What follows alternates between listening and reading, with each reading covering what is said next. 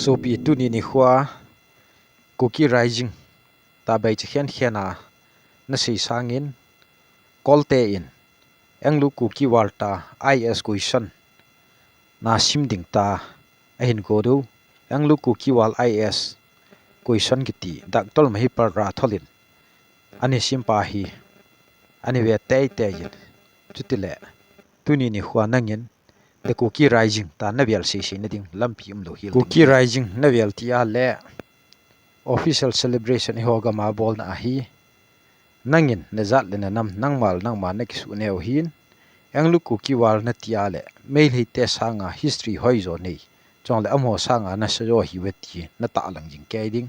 chi chu nam pia ding ma chal na hi zoi ti hi i het theina ding wa hi chi video hi kan sim hi mail hi ten Kuki Rising ta akhel gut wang wa azu pu weti na pa hi hi chi video akuna hi namu thei diu hi masan hitabang ni la apha ei musa upathin thangwat man lang chong le Kuki history channel ne ve ho jo si chunga ka ki pa na kan phungin he tu ni la video akan simnom hi la hen Kuki Rising ticket tawin Anglo-Kuki War iti diu he ta ni ke lul na 2079 ni patwa 2019 chan ge ya ini ji wa Anglo-Kuki War ta song chung ho lin jo si abol the jo sin ini ji wa sowenol zat bang phat jang in hop do wa Manipur government ge ini su ling na uche hi tunin 108 anniversary he Kuki Rising within bracket na Anglo-Kuki waleti pa he e ho dinga self defeating ai bo hi chi ball loading he na pu na pa teu sacrifice jong chu na gel do dingu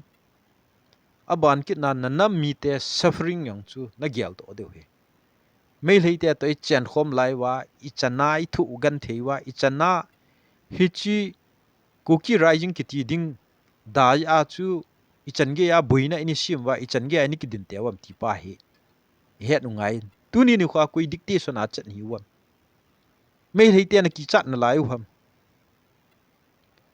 Anglo-Kuki War get jong kala la de heta I chan ge ya kanipanam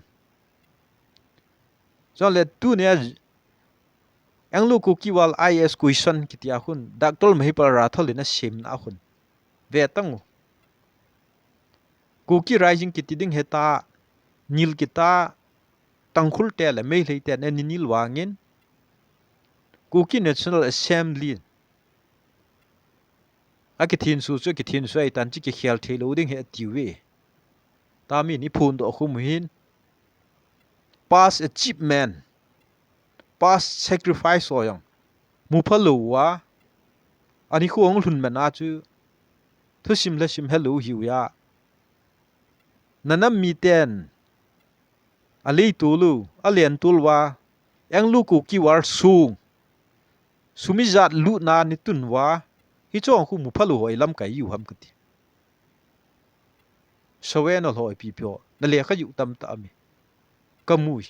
ke sangin thil tam ta na bol do we ai wangin tuni ni khun nanam mi tiao nat na safar hi na pau hin hon na mu thei po win koi ne ki cha na lai ham ken kolendar sim ho ko meng ka se ye khusunga zu le ding kolendar nen sim wa le hi chi Kuki Rising tin sun hi win na zu na diu hi Kuki la ai bo win hubung kolendar ham ai ha la cultural kolendar ham ipi pi hona simu hin hi cha in Anglo-Kuki War ta ai hon ki sei de we Indian government in Anglo-Kuki War ta hong recognize na ding chu e ho ki ha pi le recognize di wai bon kon recognize jong le I sung chung wa pathin min panai ta wai thin su wai ta chong le hi chi thu chang hi kidang pen hi in defense of our ancestral land and freedom ta research forum hon thu chang ngai pen hetan la wa hi chu chi ta su ke hi achi sani khwai polai din lalwa em le hola Kuki in pi hon atum ngam lowi wa hi chu chu a success lu da na bol hui ama wa IS question ge ya e hon objection ni pi pau chu mi khat le ni ki chip nei bon chi la do na dingin ku ki nam pum pin kilur na ka ni pu we ka kilur na uchu Anglo-Kuki War ta ji de ta ka kilur hetin tu ni a chu ilei tulwa I manding wale pola chu the Kuki Rising within bracket na Anglo-Kuki War ji wa Anglo-Kuki War do chu lin ten ji win lang within bracket na chun Kuki Rising ai hala Kuki uprising Kuki revolt Kuki rebellion ki to ki kwai lo chun a phai wai bo ni centenary gate jang lui la ding gun lai wa I chan ge a ki pe wa I chan ge wa ma wa I ti le tu ni ni khwa chu hi ta bang ni khu I gam wa lu pi ta I man ding pa hi mei lei ten I bol nau hama chu ki pu dan wa hi chi hama chu ta le le gu no ha jang ke ya Anglo-Kuki War tai ji di wai bo jang ke Anglo-Kuki War tai observe e bol di wai bo ne golmena ku nan hi chi man na ding in phone hong in Anglo-Kuki War man na ding hong Kuki rebellion ki ti man na ding in hong in Anglo-Kuki War hi al kapi da de het tin la ampon lam ka ya pong hon aning ka ai khul de past suffering yong I vat ding safal in hina o yang I mu te te du sacrifice ani bol na o yang I mu te te du aban kit na ipisti mum dham ti pa yong het u ngai ni he chi Anglo-Kuki War ki ti hi YouTube video ho jo si ve lau chun Manipula chiang mei lei Kuki len naga kidin te na significant history he chi Anglo-Kuki War centenary manu chu he cho chu imu lu ham ka ti tu ni ni kha refugee bai che na mi in ti nau illegal immigrant bai che na ti nau foreigner bai che na ti nau chu hoi lai ji ham Hansen na ding alam kai hoi Hansen lo wa chu chi chu min bai che na an se tu ni ni kha hen kil han na thing thigin election of male boot capture daw te a mi pi dei mi pin adi an kil han ni la chun cho chun thu se ding ai bon tu na kin hi chi YouTube video ha ka se ya thu chal ding jong am pon mi pi representative hon a lo wa pi nga ngai lut na ne ya la kol pau sa pau hiong le an se wa le mi u si za thing su ding ai bon tu ni nu kha mail hei lam kai hon igamu dei chat mana refugee le foreigner ta labeling I bolu hi mui wan ni bolu hi he cho he kin tu ka din mana ku na he ka se ya la kui mangai pha de ngai pon ama wang ilam kai ho emle ho MP ho ai ha la Kuki in pi ki thon he cho chu pi dip du man se pha la chun a thu su ta khat yon la cha chu wait ding hen tu ni ni khwa hi dictation ai ki pu pao dictator lai ki pu pao he chi pa a hi imit nau khat jong ki sei do thelo idi nau khat jong ki phun do thelo igan the nau yong mi het sa thelo ai mu hi chong le tu ni ni khwa ka sei num pen cho chai na pe na he chi Anglo-Kuki War tin jong ken sei win chapang ho YouTube sim num ho thu sei num ho thu nan pi do ji wa nal ta Kuki Rising mang ding ta thu an sep le le kho ngai pui abul zo cha Anglo-Kuki War ki win lang within bracket pa chu the Kuki Rising ki to chu mention lau chun hi chu chu nam mi te ding a zong sung ni phu lo yong ding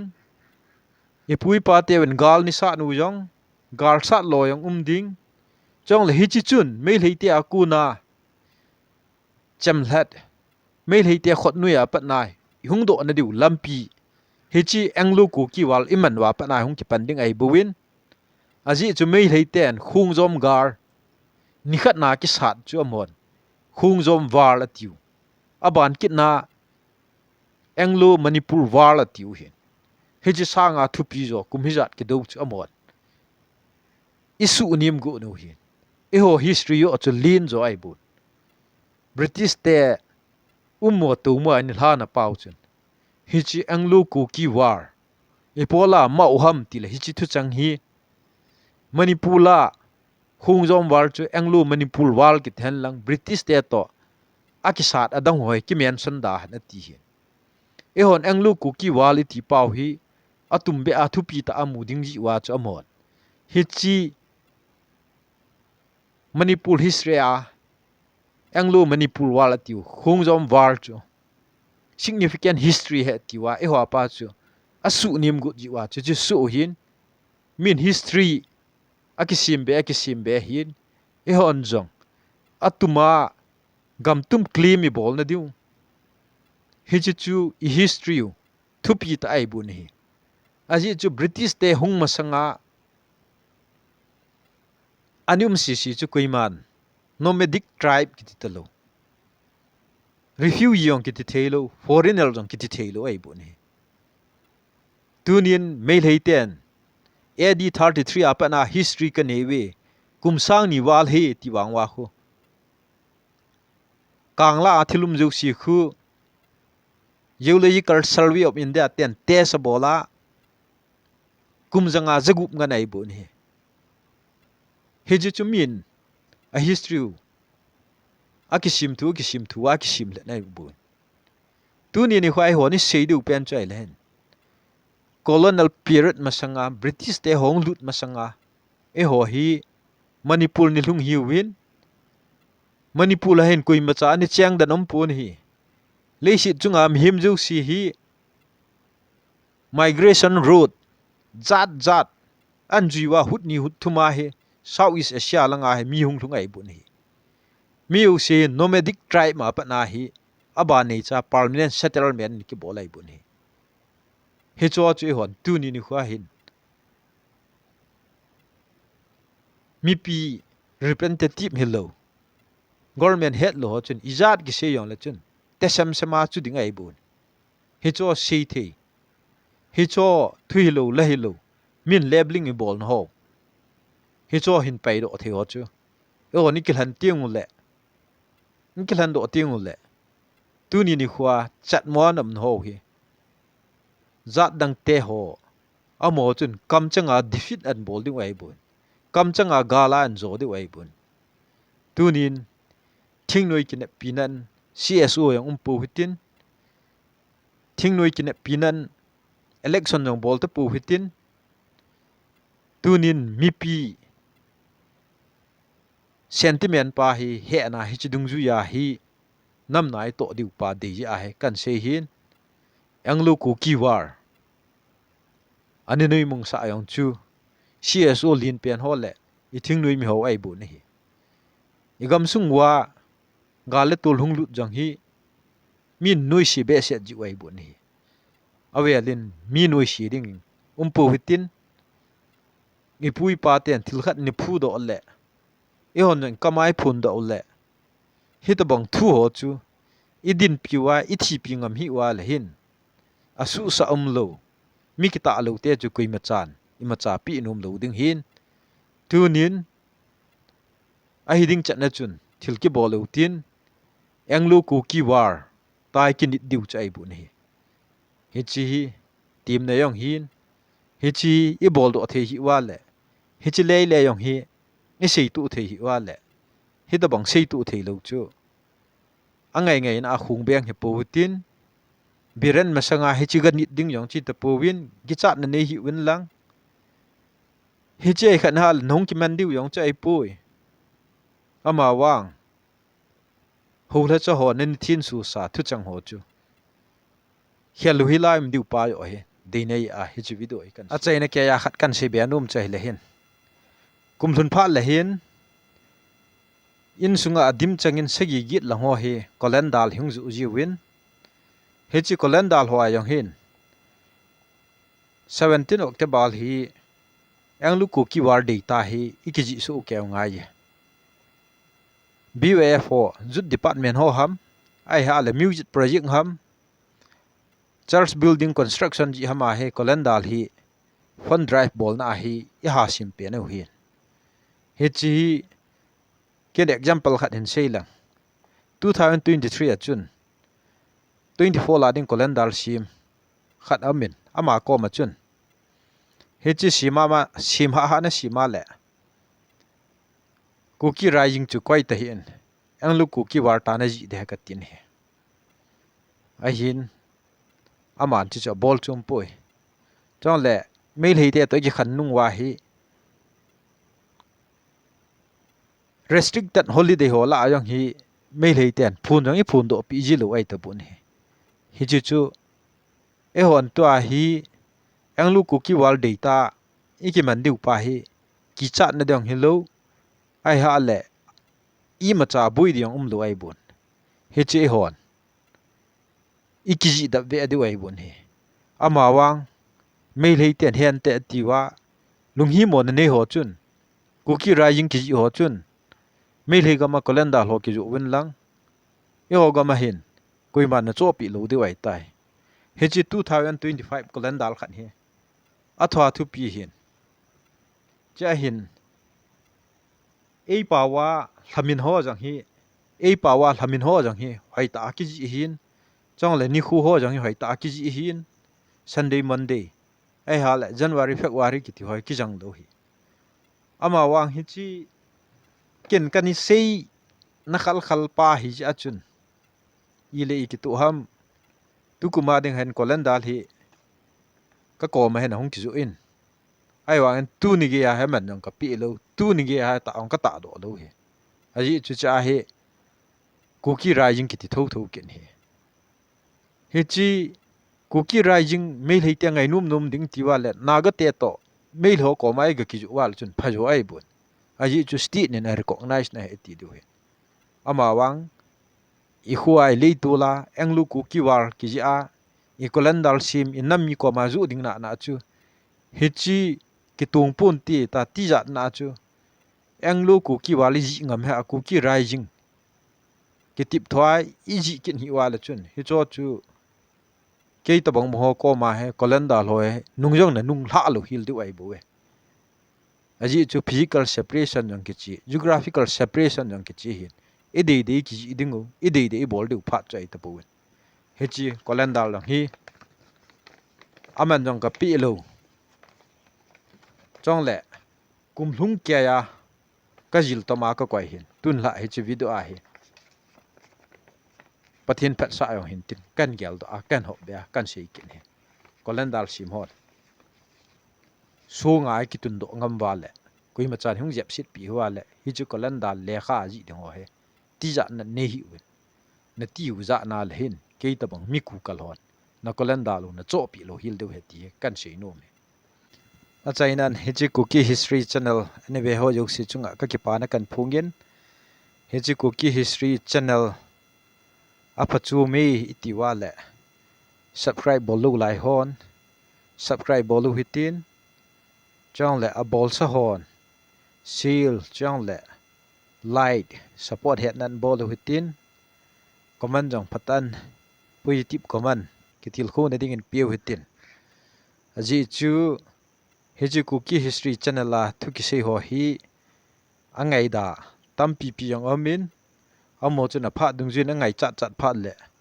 vet the hi ni la ki vet jiwin tin ama wang support phata ai bol ho si nan hai kha ji wa le subscribe yong paten ki bol win lang chong le support het na like jong hi ani bol jing win lang chong le na loi na pai na jaw no group ho jong hi chi shield ani bol ji win i ma chal na ding win nang la ke le in thu het in jong aphanai ai yong le